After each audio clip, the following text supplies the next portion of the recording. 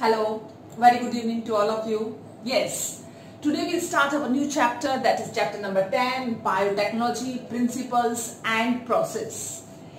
तो ये चैप्टर आपका डील करता है किससे?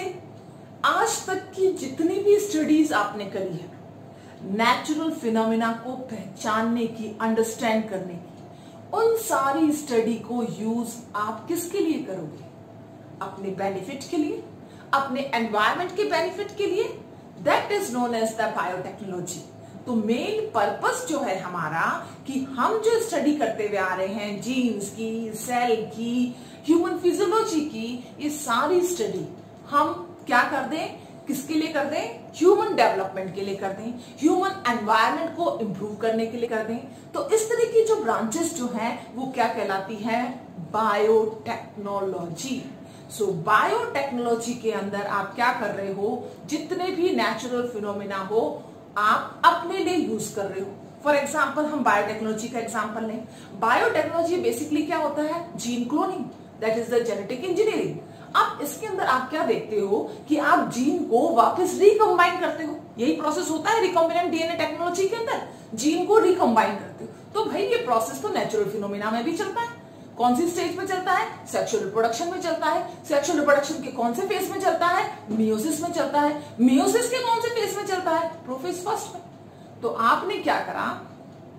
आपने नेचुरल फिनोमिना की स्टडी करी और उसको अपने बेनिफिट के लिए क्या कर दिया? यूज में कर दिया.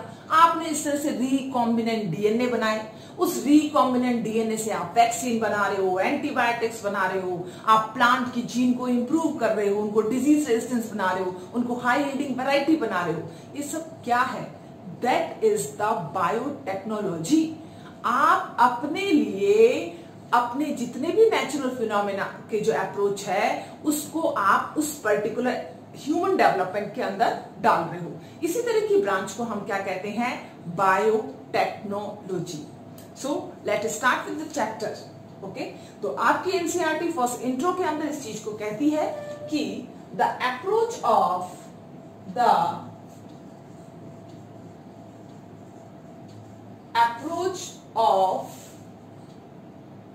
to understand natural phenomena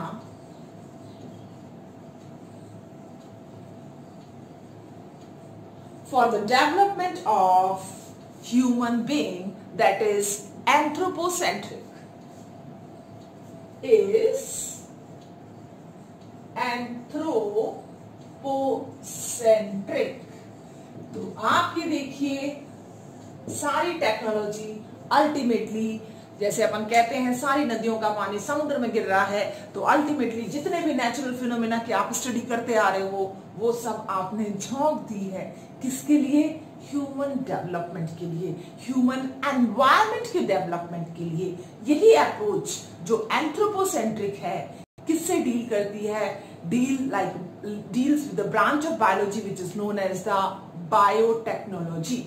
okay, तो सबसे पहले जो स्टार्टिंग जो हुई थी बायोटेक्नोलॉजी की, तो हम बात करते हैं तो सबसे पहले हम पिताजी की बात करते हैं. ठीक है, who is the father of biotechnology और genetic engineering? That is the Paul Berg. Okay, father of genetic engineering, that is Paul Berg. इन्हीं को हम कहते हैं फादर ऑफ जेनेटिक इंजीनियरिंग. इन्होंने ही स्टार्ट करी थी. लेकिन आपको ये मालूम होना चाहिए कि जेनेटिक इंजीनियरिंग के पीछे जो सबसे बड़ा रोल है, जिससे स्टार्टिंग हुई जेनेटिक इंजीनियरिंग की, वो किसका है? बॉयर का. ठीक है ना, that is the Boyer, H Boyer. इन्होंने क्या डिस्कवर करा था? इन्होंने रेस्ट्रिक्शन एंडोन्यूक्लियस को डिस्कवर करा. रेस्ट्रिक्शन एंडोन्यूक्लियस वो एंजाइम है जो पर्टिकुलर प्रिसाइसली जहां कट लगाना है वहीं कट लगाता है. अगर आपको ये पता चल जाए कि मुझे जीन के इस पोर्शन को कट करना है और इसके अंदर न्यू जीन्स को इंसर्ट करना है, वो जो पर्टिकुलर काम है वो किसका काम है? Restriction endonuclease. बहुत बड़ा रोल है जेनेटिक इंजीनियरिंग. मैं तो ये कहूंगी कि जेनेटिक इंजीनियरिंग का अगर बेस है तो वो क्या है? रेस्ट्रिक्शन एंडोन्यूक्लियस, जिसकी डिस्कवरी किसने करी थी? एच बोयर ने। He discovered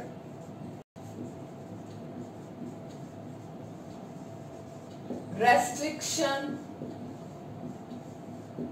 endonuclease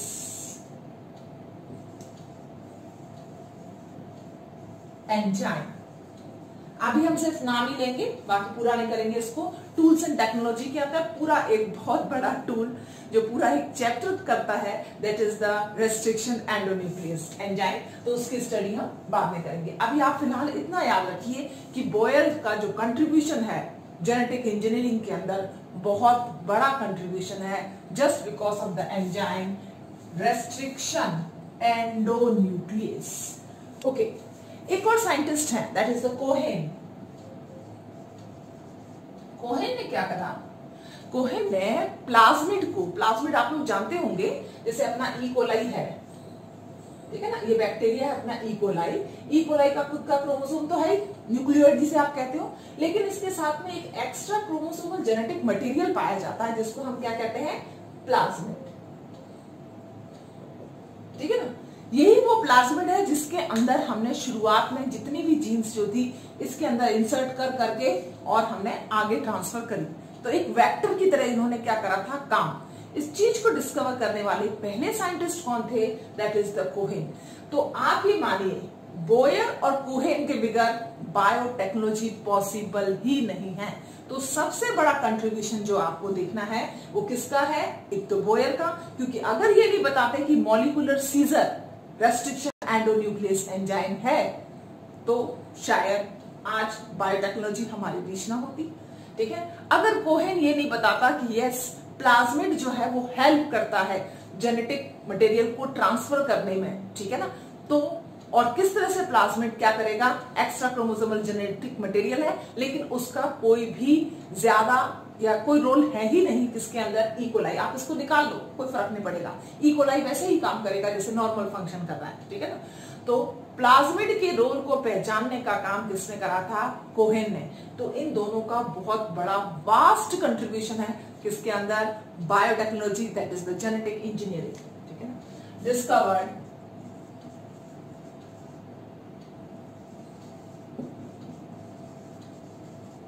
plasmid and its transfer in host cell। अब आप बताइए, इतनी बड़ी डिस्कवरी करने वाले साइंटिस्ट को हम याद क्यों ना करें? ठीक है ना, तो फादर ऑफ जेनेटिक इंजीनियरिंग कौन है? पॉल बर्ग। सबसे पहले इन्होंने ही बताया था कि जेनेटिक इंजीनियरिंग कैसे पॉसिबल है। इन्होंने तो टूल्स को डिस्कवर कर दिया, ये टूल्स बनाए इन्होंने, रेस्ट्रिक्शन एंडोन्यूक्लियस बनाया इन्होंने, प्लाज्मिड को बताया, और इस चीज को फर्दर यूज किसने करा?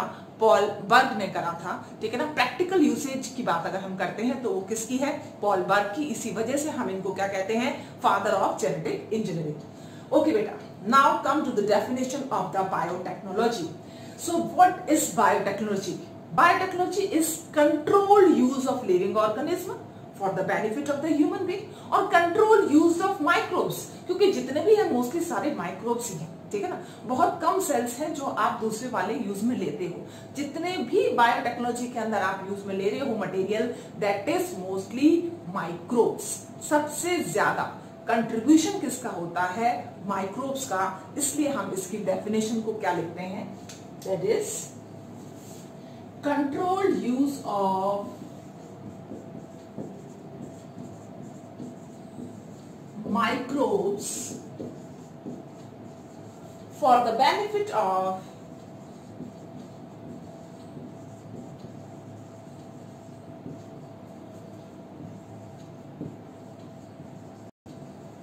human being is called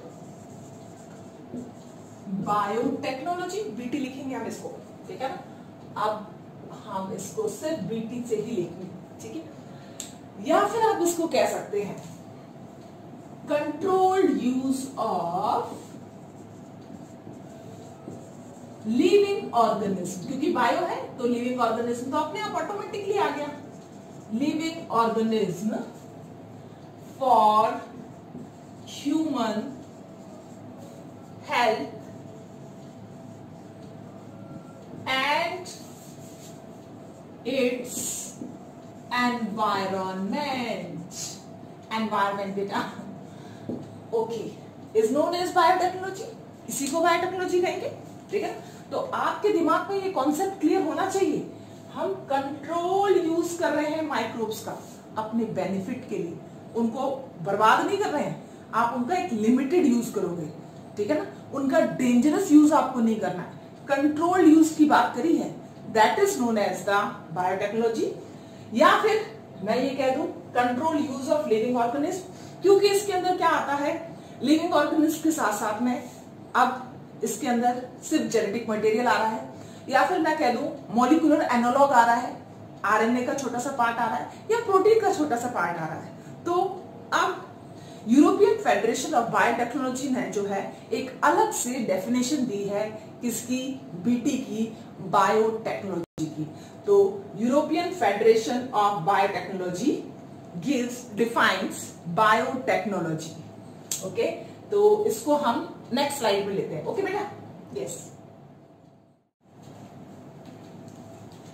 yes बेटा, European federation of Biotechnology EFB defines biotechnology as European Federation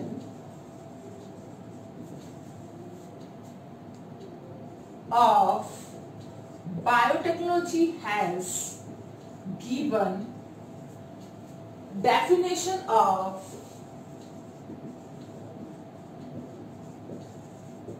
biotechnology which encompasses both, दोनों तरह की, modern and traditional biotechnology, both modern and traditional biotechnology. और उन्होंने क्या डिफाइन करा है, उन्होंने डिफाइन करा है the integration of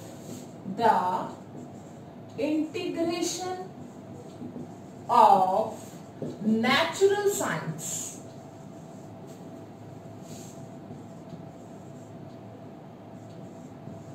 and organism,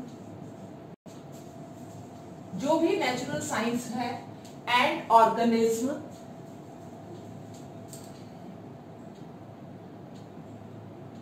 cell and their product,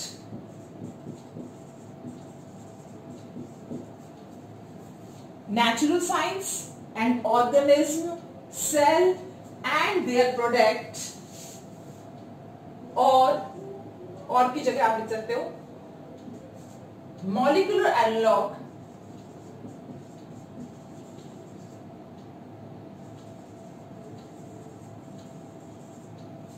for the development of human and human being environment, for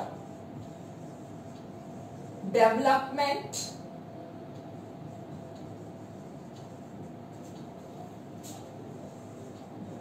of human and its environment। तो इन्होंने दोनों साइंस को मिक्स कर दिया है, modern as well as traditional. उसके बाद में चाहे वो ऑर्गेनिज्म हो, चाहे वो सेल हो, या उसका कोई प्रोडक्ट हो, या कोई मॉलिक्यूलर एनालॉग हो, कुछ भी हो सकता है। पहले हम सिर्फ क्या ले रहे थे, माइक्रोब्स, लिविंग ऑर्गेनिज्म ले रहे थे। अब ऐसा नहीं है, अब आप माइक्रोब्स ही नहीं ले रहे हो, लिविंग ऑर्गेनिज्म नहीं ले रहे हो, आप कोई भी दूसरा ऑर्गेनिज्म ले सकते हो, ठीक है ना। नेचुरल साइंस के साथ में उसको आपने इंटीग्रेट कर दिया। अब हम कोई प्रोडक्ट भी ले सकते हैं, सेल भी ले रहे हैं, प्रोडक्ट भी ले रहे हैं, या फिर हम कोई मॉलिक्यूलर एनालॉग भी ले सकते हैं, सिर्फ छोटा सा सेगमेंट ले सकते हो डीएनए का, ठीक है ना। या for the development of human and its environment, for example vaccines, DNA vaccine specially, उसके अंदर भी एक सेगमेंट ही लेते हैं हम। फॉर एग्जाम्पल डीएनए वैक्सीन, आपने फ्यूजन कराया, आर्टिफिशियली फ्यूजन कराया मेल और फीमेल गैमेट्स का, that is test tube baby.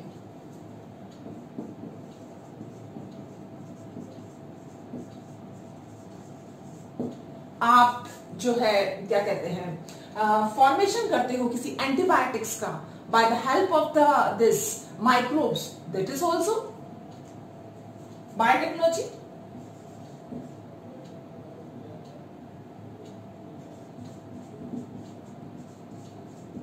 Antibiotics, ठीक है।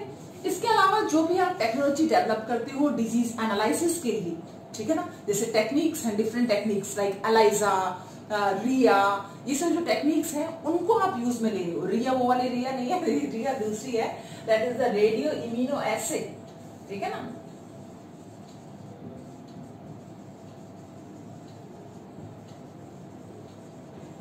तो मिसकंसेप्शन नहीं होना चाहिए, ठीक है।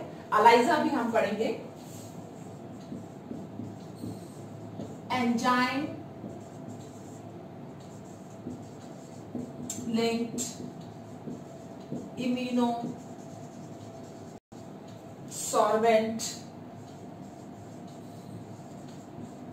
Acid.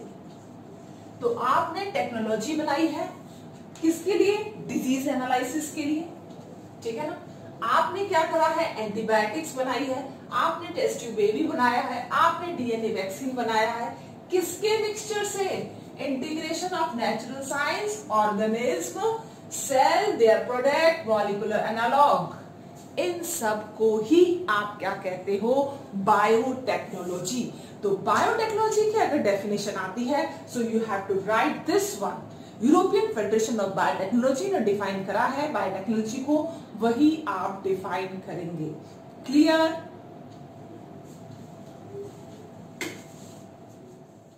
European federation of Biotechnology EFB defines biotechnology as European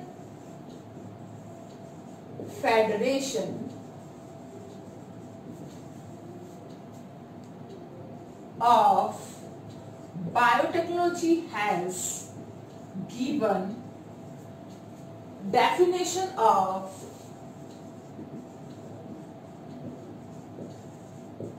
biotechnology which encompasses both, दोनों तरह की modern and traditional biotechnology, both modern and traditional biotechnology. और उन्होंने क्या डिफाइन करा है? उन्होंने डिफाइन करा है द इंटीग्रेशन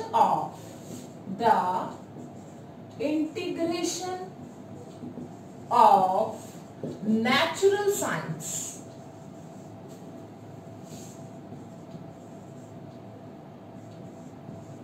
एंड ऑर्गेनिज्म, जो भी नेचुरल साइंस है, and organism,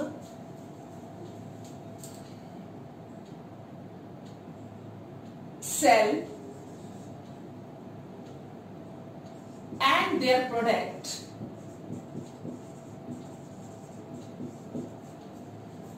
natural science and organism, cell and their product, और की जगह आप लिख सकते हो molecular analog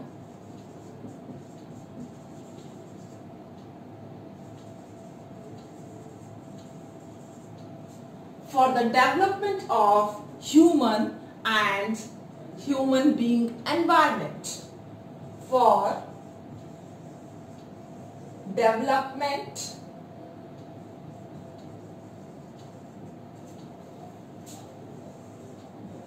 of human and its environment। तो इन्होंने दोनों साइंस को मिक्स कर दिया है, modern as well as traditional.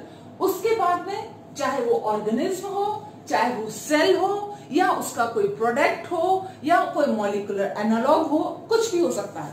पहले हम सिर्फ क्या ले रहे थे? माइक्रोब्स, लिविंग ऑर्गेनिज्म ले रहे थे।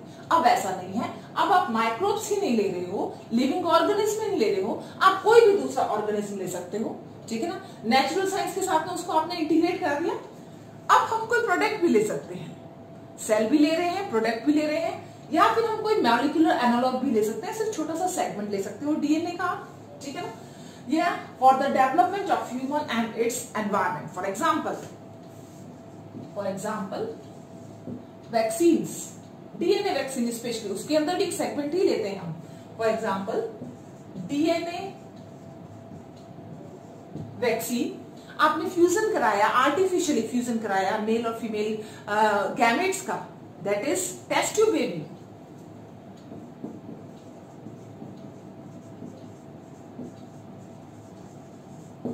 आप जो है क्या कहते हैं फॉर्मेशन करते हो किसी एंटीबायोटिक्स का by the help of the this microbes, that is also biotechnology.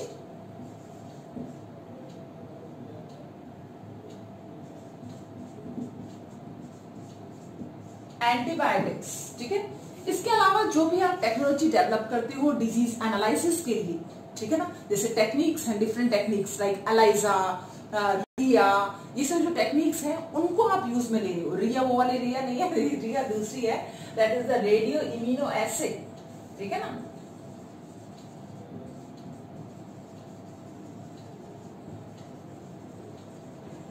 तो मिसकंसेप्शन नहीं होना चाहिए, ठीक है। एलाइजा भी हम पढ़ेंगे, enzyme linked immuno solvent acid. तो आपने टेक्नोलॉजी बनाई है किसके लिए? डिजीज एनालिसिस के लिए, ठीक है ना।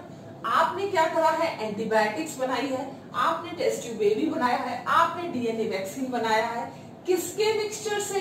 Integration of natural science, organism, cell, their product, molecular analog, इन सब को ही आप क्या कहते हो? Biotechnology.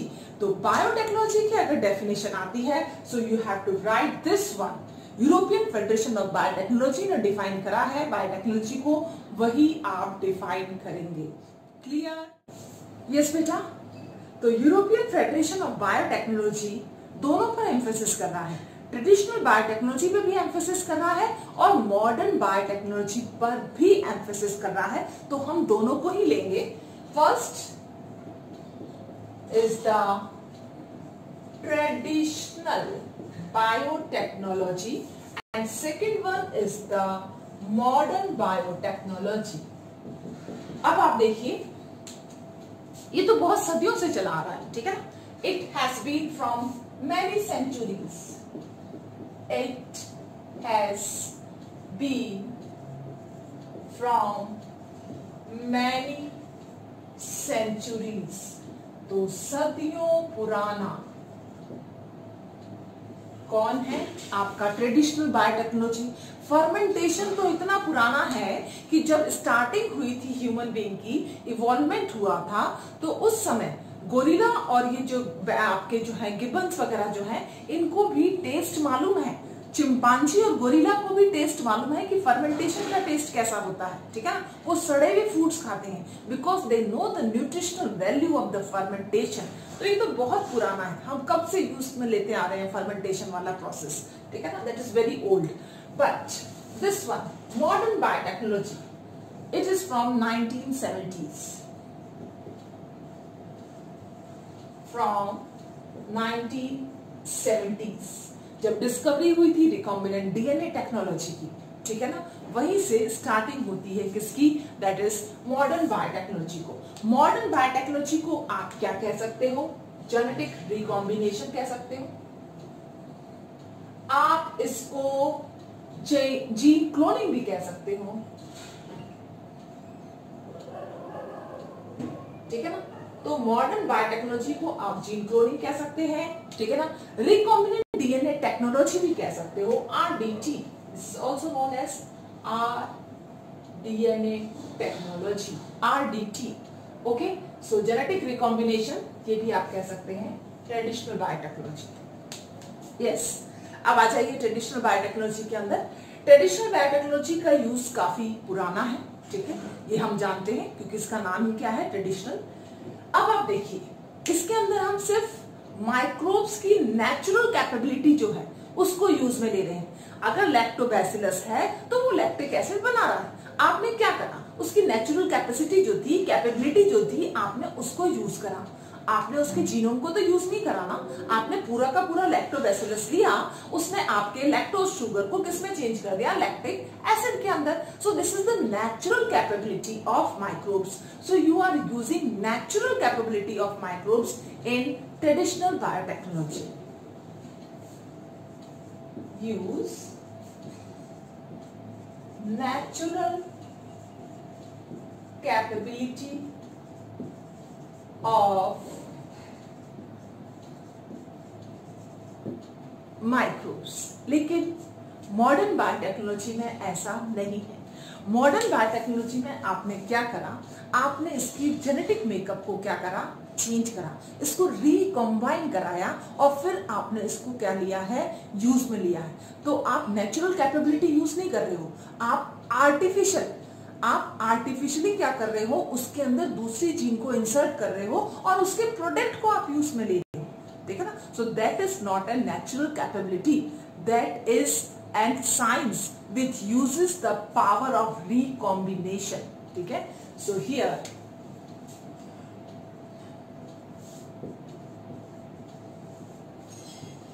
recombination of genetic material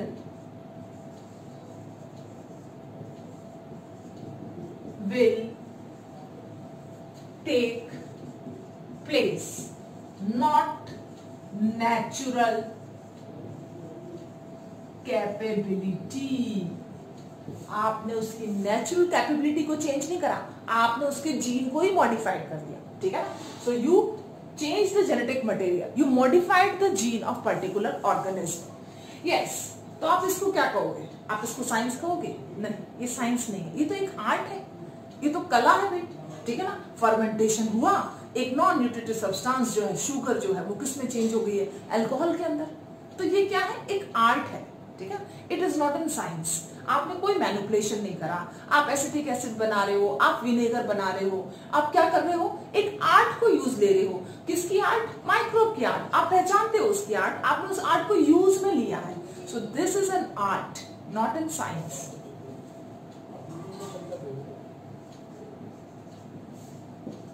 This is an art, not a science.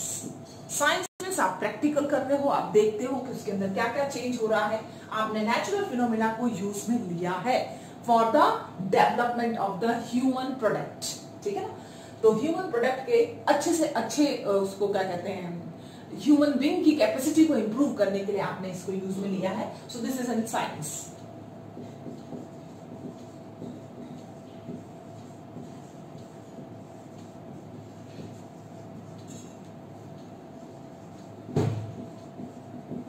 हाँ जी, अब आप ये देखिए, अगर फर्मेंटेशन हो रहा है, फर्मेंटेशन प्रॉपर चला तब तो अच्छी बात है, आपको अच्छा प्रोडक्ट मिल जाएगा।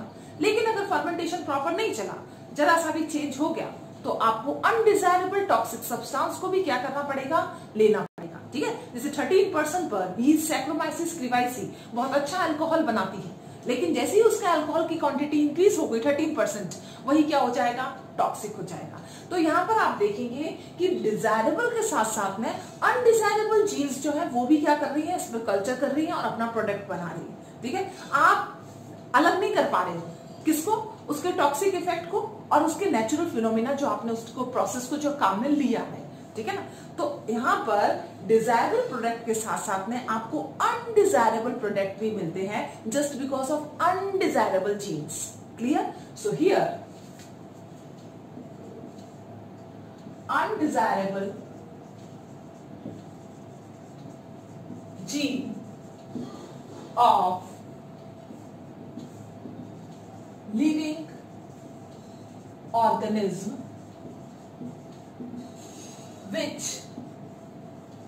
produce toxic is also formed with product. It means desired और अनडिजायर्ड प्रोडक्ट आपको दोनों मिलेंगे. किसके अंदर? ट्रेडिशनल के अंदर. लेकिन इसके अंदर इस तरह से नहीं होता. सिर्फ डिजायर्ड जीन, जो आपकी डिजायर्ड जीन है, वही अपना प्रोडक्ट क्या करेगी? देगी. ठीक है ना? Only desired gene will, only desired gene will produce its product. बाकियों को तो आपने रिमूव कर दिया, तो वो अपना प्रोडक्ट क्यों देंगी? तो आप तो एक पर्टिकुलर जीन के फ्रेगमेंट्स को ही क्लोन कर रहे हो ना, क्लोन करके उससे प्रोडक्ट बना रहे हो, तो आपको तो डिजायर्ड प्रोडक्ट मिलेगा. यहाँ पर क्या होगा? डिजायर्ड के साथ साथ में अनडिजायर्ड प्रोडक्ट जो है वो भी आपको लेना पड़ेगा. फॉर एग्जाम्पल कर्ड हुआ, पनीर हुआ, अल्कोहल हुआ, टॉडी लाइक ड्रिंक हुए. आपने माइक्रोब्स वाले चैप्टर में पढ़ा ही है सारा का सारा. They are all example of traditional biotechnology. किसका एग्जाम्पल है वो? ट्रेडिशनल बायोटेक्नोलॉजी का. Example curd, paneer and this alcohol et cetera. जबकि इसके प्रोडक्ट आपको क्या क्या मिलेंगे? आपको इसके प्रोडक्ट मिलेंगे, that is the DNA vaccine, antibiotics,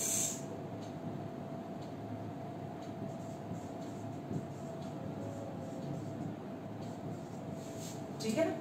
आप कल्चर करके इंसुलिन बना रहे हो, हॉर्मोन्स लाइक इंसुलिन. तो ये सब क्या है? ये है modern biotechnology.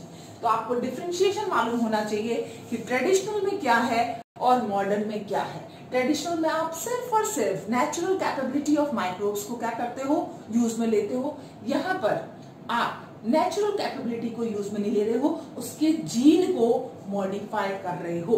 That is known as the modern biotechnology. तो यूरोपियन फेडरेशन ऑफ बायोटेक्नोलॉजी दोनों को ही ऊपर क्या कर रहा है? एनकम्पेंसेस कर रहा है, एम्फेसिस कर रहा है. ठीक है ना? दोनों ही क्या है? Biotechnology. Clear?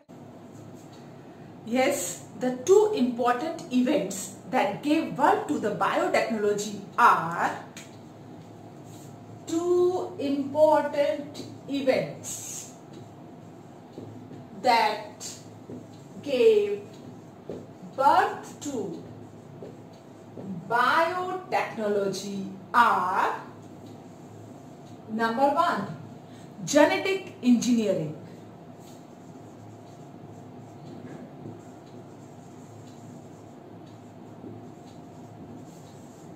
And number two, that is known as maintenance of sterile condition.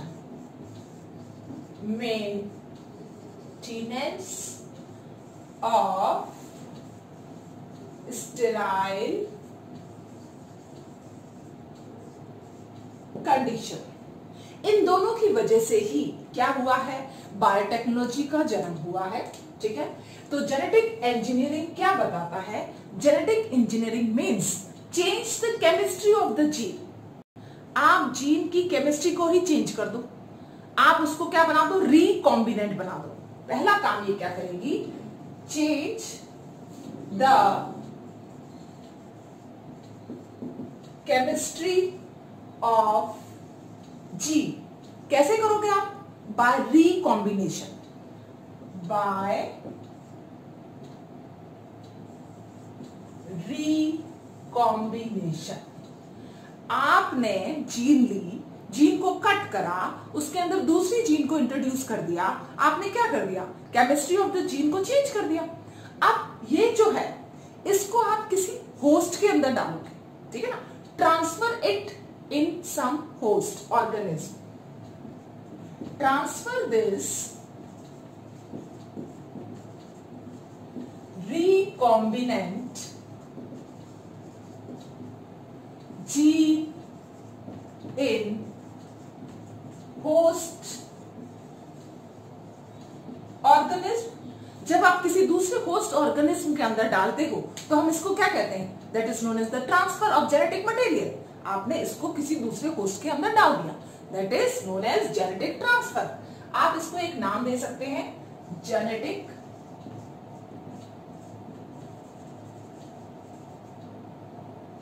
या gene transfer, not genetic, gene transfer, ठीक है ना। तो आपने पहले क्या कराया? रिकॉम्बिनेंट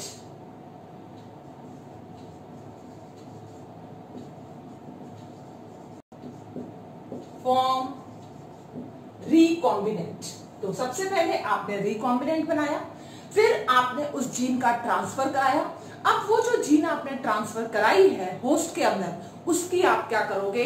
मल्टीप्लीकेशन करोगे, ताकि वो फिनोटाइप को क्या कर दे? चेंज। क्योंकि जीनोटाइप में जब चेंज आएगा तो ऑटोमेटिकली फिनोटाइप में तो चेंज आएगा ही, ठीक है ना। तो सबसे पहले आपने रिकॉम्बिनेशन करा, केमिस्ट्री चेंज करी।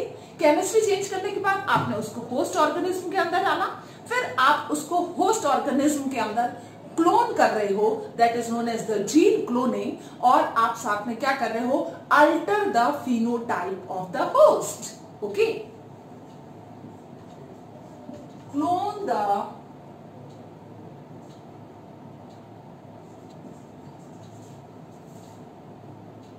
recombinant DNA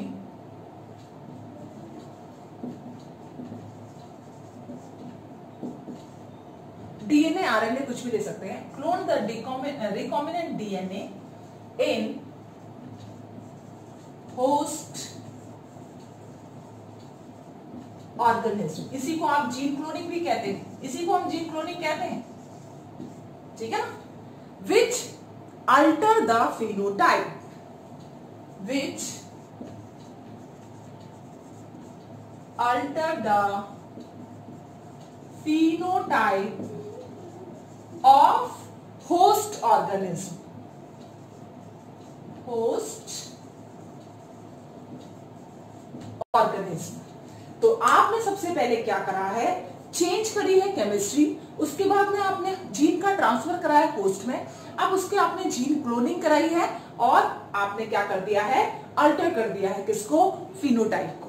दूसरी जो कंडीशन, जो इंपॉर्टेंट कंडीशंस है किसके लिए? बायोटेक्नोलॉजी के लिए, that is maintenance of sterile condition. जब आप बात करते हो maintenance of sterile condition, it means जिस माइक्रोब को आप ग्रो कराना चाहते हो उसको तो आप बहुत ज्यादा ग्रो कराओगे, और जिस माइक्रोब को आप ग्रो नहीं कराना चाहते हो वो क्या है? कंटैमिनेटिंग एजेंट। और उस कंटैमिनेटिंग एजेंट को आप क्या कर दोगे? रिमूव कर दोगे, खत्म कर दोगे। किस वजह से?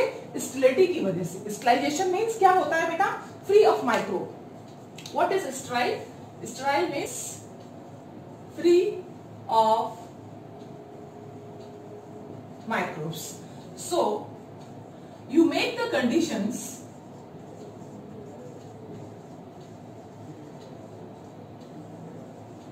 which is germ free or microbe free. You only culture the desired microbe. Only culturing of desired microbe in sterile condition। जब हम स्टेराइल कंडीशन की बात करते हैं तो टोटली क्या है? जर्म फ्री कंडीशन है।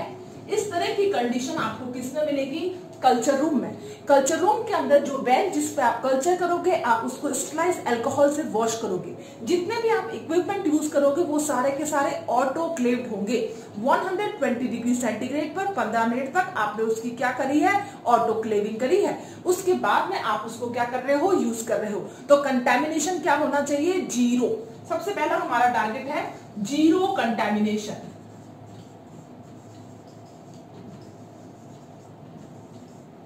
इसके लिए आपने क्या करा?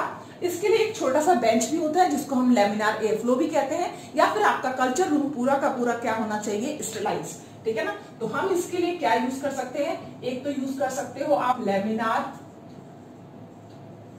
एयर फ्लो, जो कि क्या है, एक स्मॉल बेंच है जिसके अंदर यूवी रेज होती हैं और वो यूवी रेज जो है बैक्टीरिया को क्या कर देती हैं, किल कर देती हैं। और जो इंस्ट्रूमेंट आप यूज करते हो, जो भी instrument, whether it is a forceps, ठीक है ना, और whether it is a petri dish, कुछ भी होगा, वो सारा का सारा मीडिया वगैरह सब कुछ, सब क्या होगा, ऑटोक्लेव्ड, ठीक है ना,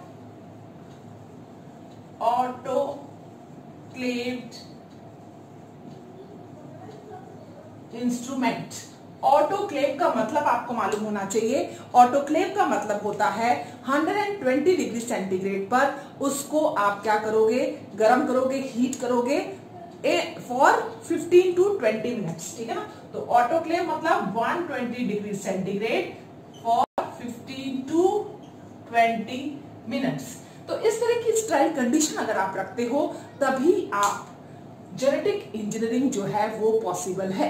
अदरवाइज आप क्या करोगे, उन माइक्रो ऑर्गेनिज्म को ग्रो कर दोगे जो आपके, जिसकी डिजायर ही नहीं है आपको, नीड ही नहीं है आपको, ठीक है ना, कंटेमिनेटेड हो जाएगा। जैसे ही कंटेमिनेटेड हो गया आपका culture, that is of no use. तो पहली कंडीशन आपकी जेनेटिक इंजीनियरिंग की क्या है कि आप जो है मेंटेन कर रहे हैं स्टेराइल कंडीशन। अब ये जो स्टेराइल कंडीशन है एक छोटे से बेंच पे अगर होती है तो आपने उसको क्या कह दिया, लैमिनार एयर फ्लो। उसके अंदर हम क्या यूज कर रहे हैं, अल्ट्रा वायलेट रेज। और आपको मालूम है अल्ट्रा वायलेट रेज ट्रीटमेंट के अंदर भी यूज करते हैं। जब वाटर का ट्रीटमेंट करते हैं, अपना कैंट जैसी जो मशीन आती है छोटी सी, जिसमें आप क्या कहते हैं वाटर को फिल्टर करते हो, उसमें भी यूवी रेज प्रेजेंट होती है ताकि जितना भी बैक्टीरिया है वो किल हो जाए, ठीक है ना। तो बैक्टीरिया की किलिंग के लिए आपके पास में क्या है, अल्ट्रावायलेट रेज। जो भी आप यूज करोगे, पेट्री डिश, फॉर्सेप या नीडल वगैरह कुछ भी आप यूज करते हो, मीडिया भी आप कल्चर का यूज करते हो, वो सारा क्या होना चाहिए, autoclaved. Autoclave means heating eight 120 degree centigrade for 15 to 20 minutes. तो जितने भी माइक्रोब्स नहीं चाहिए वो सारे क्या हो जाएंगे, किल। इस कंडीशन के अंदर आप अपने डिजायर्ड ऑर्गेनिज्म को क्या कराओगे, ग्रो। जिसमें जो ऑर्गेनिज्म आप चाहते हो सिर्फ वही ग्रो होगा, बाकी कुछ ग्रो नहीं होगा। Zero contamination, then you will get the genetic engineering product, ठीक है ना। तो जेनेटिक इंजीनियरिंग प्रोडक्ट के लिए सबसे पहले आपको मेंटेन करना है स्टेराइल कंडीशन को। दूसरा आपको क्या बनाए रखना है, जेनेटिक इंजीनियरिंग, जिसके अंदर आपके 3 बेसिक स्टेप अपने आप ऑटोमेटिकली आ जाते हैं। पहला रिकॉम्बिनेंट बनाना, दूसरा उस जीन को ट्रांसफर करना होस्ट के अंदर, तीसरा आप उसकी क्लोन करा के उसके प्रोडक्ट को लेना। तो ये जो आपका रिकॉम्बिनेंट डीएनए टेक्नोलॉजी है which is known as genetic engineering, अब मैं इसको आरडीटी भी कह सकती हूँ, मैं इसका दूसरा नाम क्या कह सकती हूँ, रिकॉम्बिनेंट डीएनए टेक्नोलॉजी, आरडीटी। मैं इसको जीन क्लोनिंग भी कह सकती हूँ, जीसी, ठीक है। ये सब क्या है, जेनेटिक इंजीनियरिंग। तो 2 बेसिक स्टेप जिसकी वजह से बायोटेक्नोलॉजी का जन्म हुआ है, that is the genetic engineering and another one is the maintenance of sterile condition. Clear?